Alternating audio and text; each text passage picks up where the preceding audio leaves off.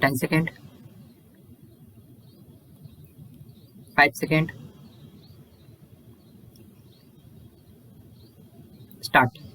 Considering the aforesaid facts and circumstances of the case and on reappreciation of the evidence, when the High Court has come to the conclusion that the findings recorded by the learned trial court while acquitting the accused were preserved and even contrary to the evidence on record and/or misreading of the evidence, the High Court has rightly interfered with the judgment and order of acquittal passed by the learned trial court and has rightly convicted the accused.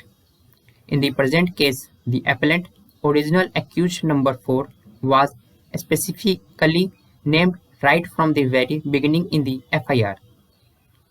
He has been attributed the specific role. The same has been established and proved from the evidence of PW4, even if the deposition of PW2 is for the time being ignored. No error has been committed by the High Court in interfering with the judgment and order of acquittal passed by the learned trial court. In view of the above and for the reasons stated above, we see no reason to interfere with the impugned judgment and order passed by the High Court, reversing the acquittal and convicting the accused. We are in complete agreement with the view taken by the High Court. The present appeal is accordingly dismissed. As the appellant Gurudutt Pathak, original accused number 4, was granted interim bail up to 30/4/2021 and thereafter the same has not been extended by this court and the present appeal is now dismissed. If the accused has not surrendered so far, he shall surrender himself forthwith to serve out the sentence.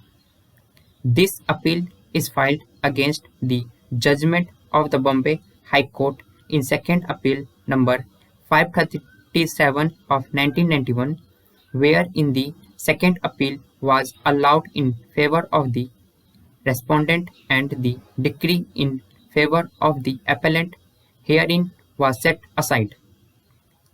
This case arises out of a contrary entered into between the appellant, since deceased represented through legal heirs, and the respondent.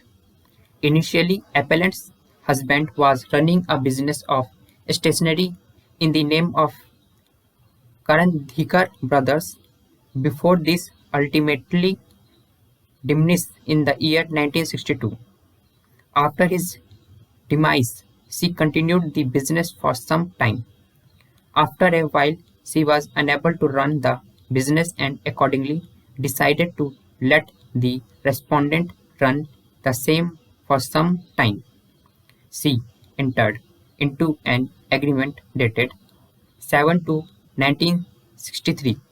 Time after time, the contract was duly extended. In 1980s, deciding to start her husband's business again, appellant herein issued a notice dated 20/12/1980 requesting the respondent herein to vacate the suit premises by 31/1/1981. The respondent replied to the aforesaid notice claiming that the sale of business was incidental rather the contract was a rent agreement.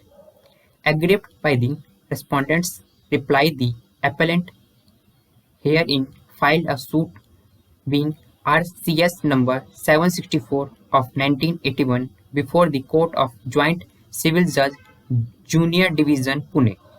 Accordingly, the trial court ordered the respondent to hand over the suit property to the appellant herein including the furniture and other articles. Aggrieved by the trial court judgment, the respondent filed an appeal before the Court of Additional District Judge Pune in Civil Appeal number 979 of 1988. On 29/7/1991, the Additional District Judge rendered a judgment dismissing the appeal filed by the respondent herein. Aggrieved by the dismissal, the respondent herein filed a second appeal before the High Court of Bombay in Second Appeal number 537 of 1991.